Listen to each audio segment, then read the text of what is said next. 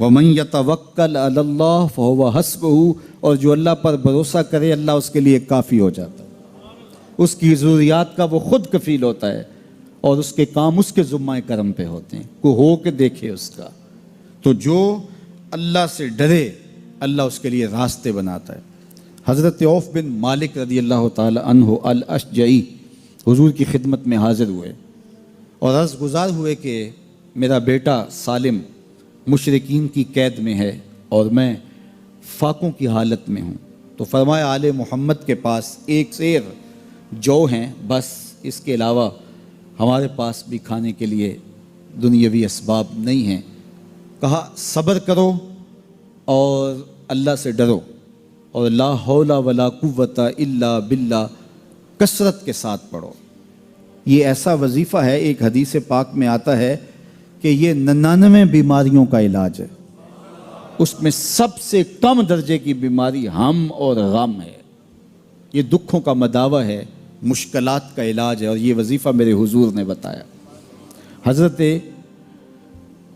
ابو ذر غفاری رضی اللہ تعالیٰ عنہ کو حضور نے 5 چیزیں بتائی تھیں، ان میں سے 5ویں چیز یہ تھی کہ ابو ذر کثرت کے ساتھ لا حول ولا قوت الا باللہ پڑھا کرو۔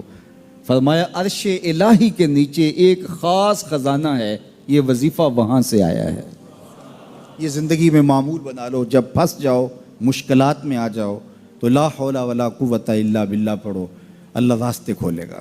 تو حضور نے 3 چیزیں فرمائی، اللہ سے ڈرو، صبر کرو، اور کثرت کے ساتھ لا حول ولا قوت الا باللہ پڑھو۔ وہ فرماتے ہیں کہ میں یہ عمل شروع کیا، ابھی گھر میں بیٹھا ہی تھا کہ دروازے پہ دستک ہوئی، تو میں اٹھا کہ دروازہ کھولوں دیکھوں کہ کون ہے، تو دروازہ کھولا، دیکھا میرا بیٹا کھڑا ہے اور اس کے پیچھے 100 اونٹ کھڑے ہیں۔ تو میں نے کہا کہ تم اور یہ اونٹ؟ کہا مجھے موقع لگ گیا، میں ان کی قید سے بھاگ آیا اور آتے آتے ان کے 100 اونٹ بھی ہانک لایا ہوں۔ وَيَرْزُقْهُ مِنْ حَيْثُ لَا يَحْتَسِبُ، وہ تمہیں وہاں سے رزق دے گا جہاں سے تمہیں گمان بھی نہیں، اس کے ہو کے تو دیکھو۔ اللہ اکبر، اللہ کے ہو جاؤ تو پھر وہ تمہاری ضرورتوں کا کفیل ہو جائے گا۔ فرمایا حضرت عبداللہ ابن مسعود رضی اللہ تعالیٰ عنہ نے کہ کسی شخص کو فقر و فاقہ آ جائے تو وہ لوگوں کو بتائے کہ میں آج کل بڑے مشکل حالات میں ہوں، ہر وقت لوگوں کو بتاتا رہے تو اس کی مشکل بڑھے گی، اس کی مشکلیں آسان نہیں ہوں گی اس طرح۔ اور اگر وہ اپنی اس مشکل کو کسی سے شیئر نہ کرے بلکہ مصلی بچھا کے اپنے رب سے کہے کہ مالک فقر و فاقہ آ گیا ہے اور اس کا علاج تیرے پاس ہے، اس مرض کا مداوع تیرے پاس ہے۔ تو حضرت عبداللہ ابن مسعود فرماتے ہیں کہ رسول کریم نے فرمایا جلد یا بدیر اللہ اس کو مالا مال فرما دے گا۔ یہ بھی کبھی کر کے دیکھو، مشکل آ جائے، فاقہ آ جائے، مصیبت آ جائے، کسی سے نہ کہو، صرف اپنے رب سے کہو، پھر دیکھنا اس کی کرم نوازیوں کا می کیسے برستا ہے۔ فرمایا اللہ پر بھروسہ کرنے کا جو حق ہے اگر وہ تم ادا کر دو، وہ تمہیں ایسے رزق عطا کرے جیسے پرندوں کو عطا کرتا۔ ہم تو دکان پہ جانا ہوتا ہے، فیکٹری میں جانا ہوتا ہے، ہم اپنے کاروبار پہ جانا ہوتا ہے، نوکری پہ جانا ہوتا ہے، مزدوری پہ جانا ہوتا ہے، ہمیں پتہ ہے کہاں آج صبح جانا ہے، لیکن پرندوں کو کوئی پتہ نہیں ہوتا کہاں جانا ہے، راس المال بھی نہیں ہوتا، لیکن صبح نکلتے ہیں، شام کو کبھی بھی خالی پیٹ نہیں آئے۔ بن توکل پنچھی اڑ دے، خرچ نہ پلے زیرا ہو۔ گھر سے خالی پیٹ نکلتے ہیں، جب واپس آتے ہیں تو پیٹ بھرے ہوئے ہوتے ہیں، اور پھر جو ان کی ضرورت ہوتی ہے اللہ وہ ساری ضرورتیں پوری کرتا ہے، جو ضرورت ان کی ہوتی ہے۔ یہ شیر کتنا گوشت کھاتا ہے اللہ روز اسے دیتا ہے، یہ ہنس روزانہ سچے موتی کھاتے ہیں، اور آپ مارکیٹ میں لینے جائیں لاکھوں روپے لگا کے تولے ماشے کے حساب سے آپ خریدتے ہیں، پھر بھی آپ کو یقین نہیں ہوتا کہ یہ سچے ہیں یا 2 نمبر ہیں۔ اور ہنس دنیا پہ کروڑوں جانور پائے جاتے ہیں، روز کھاتے ہیں، صبح بھی، شام بھی، دوپہر بھی، پیٹ بھر کے کھاتے ہیں، اللہ روز انہیں عطا کر۔ کہا اس پہ بھروسہ تو کر کے دیکھو، وہ تمہاری ضرورتوں کا کفیل ہوگا، اس پہ بھروسہ کرو گے وہ تمہیں وہاں سے دے گا جہاں تجھے گمان بھی نہیں ہوگا۔ ارشاد فرمایا جو اللہ سے ڈرے اللہ اس کے لیے راستے کھول دیتا ہے، اور اللہ اس کو وہاں سے دیتا ہے جہاں سے اسے گمان بھی نہیں ہوتا۔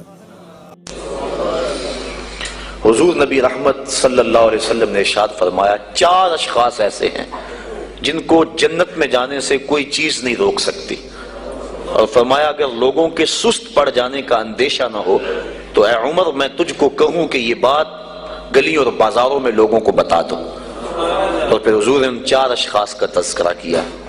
ایک وہ شخص جو والدین کے ساتھ حسن سلوک کرتا ہے، دوسرا وہ شخص جس کی اولاد زیادہ ہے ذرائع آمدنی تھوڑے ہیں لیکن وہ اپنی اولاد کے پیٹ میں لقمہ حرام نہیں جانے دیتا۔ جب ذرائع آمدنی زیادہ ہوں اور پھر حرام سے بچنا یہ بھی بہت بڑی سعادت ہے، لیکن جب ذرائع آمدنی بھی تھوڑے ہوں اور اولاد بھی زیادہ ہو تو پھر حرام سے بچنا یہ بڑا مشکل اور آزمائش کا مرحلہ ہوتا ہے۔ تو جو اس موقع میں رزق حرام سے بچا، قیامت کے دن حضور کے فرمان کے مطابق جنت میں جانے سے اسے کوئی شے نہیں روک سکتا۔ اور ہم صحابہ کی زندگیاں دیکھتے ہیں، فجر کی نماز ہوتی ہے، ایک صحابی جلدی سے اٹھ کے چلے جاتے ہیں۔ ایک دن آقا کریم نے پوچھا کہ ابو درداء کیا بات ہے؟ تو حضرت ابو درداء نے عرض کی حضور آپ جانتے ہیں آج کل مدینے میں کھجوریں پکنے کا موسم ہے اور سحری کے وقت ٹھنڈی ہوائیں مدینے کی سرزمین کو سلام کرنے بھی آتی۔ میرے ہمسائے کے صحن میں ایک اونچا لمبا درخت ہے کھجور کا جس کا جھکاؤ میرے گھر کی سمت ہے، اور جب ہوا چلتی ہے تو اس سے کھجوریں ٹوٹ کے میرے ویڑے میں گر پڑتی ہیں۔ میں جلدی جلدی اس لیے چلا جاتا ہوں کہ بچوں کے اٹھنے سے قبل وہ کھجوریں اٹھا کے ان کے گھر میں پھینک دوں، کہیں ایسا نہ ہو کہ میرا بچہ کوئی کھجور اٹھا کے اپنے منہ میں ڈال لے۔ یہ صحابہ کا مزاج۔ اور ہماری سڑک سے گنے کی ٹرالی گزر کر تو دیکھیں، ہم بچے کو شاباش دیتے ہیں کہ بڑا دلیر نکلا ہے۔ جس کو آج آپ حوصلہ افزائی کر رہے ہیں کل بڑا ہو کے ڈاکو بنے گا، کل بڑا ہو کے راہزن اور لٹیرا بنے گا۔ اولاد کی تربیت کے باب میں یہ بات ہے کہ اگر وہ گناہ کا ارتکاب بچپن میں بھی کرتے ہیں تو ان کی وہاں حوصلہ شکنی کی جائے تاکہ ان کے دل میں گناہ سے نفرت پیدا ہو جائے۔ تو حضرت ابو درداء نے عرض کی حضور میں اس لیے جلدی چلا جاتا ہوں کہ ہمسائے کے گھر سے جو کھجور کا درخت ہماری سمت جھکا ہوا ہے اس کی کھجوریں جو گرتی ہیں میں ان کو اٹھا کے ان کے صحن میں پھینک دوں تاکہ کہ میرا بچہ وہ کھجور اپنے اندر نہ لے لے۔ اور آپ جانتے ہیں کہ حضرت امام حسین رضی اللہ تعالیٰ عنہ مسجد نبوی میں آئے، صدقے کی کھجوروں کا ڈھیر لگا ہوا تھا، بچے تھے، ایک کھجور اٹھا کے انہوں نے اپنے منہ میں ڈال لی۔ تو آقا کریم صلی اللہ علیہ وسلم تیزی سے آگے بڑھے اور ان کے حلق میں انگلی ڈال کر حضور نے کہا کہ اس کو نکالو باہر اور اندر سے کھجور باہر نکلوا دیں۔ میں اور آپ اپنے رزق پر اگر غور کر لیں اور اپنے رزق کی حلت کا سامان کر لیں تو عبادت کی لذت نصیب ہو جائے۔ تیسرا وہ شخص کہ جس نے ایسی سچی توبہ کی کہ دوبارہ گناہ کی طرف جانا اتنا مشکل ہے جس طرح تھن سے نکلا ہوا دودھ دوبارہ اندر نہیں جا سکتا۔ اور چوتھی وہ عورت جس نے اپنی ساری محبتیں اپنے خامد پہ نچھاور کر دی اور اس حال میں مری کہ اس کا خامد اس پہ راضی تھا، اس کو جنت میں جانے سے کوئی چیز نہیں روکی۔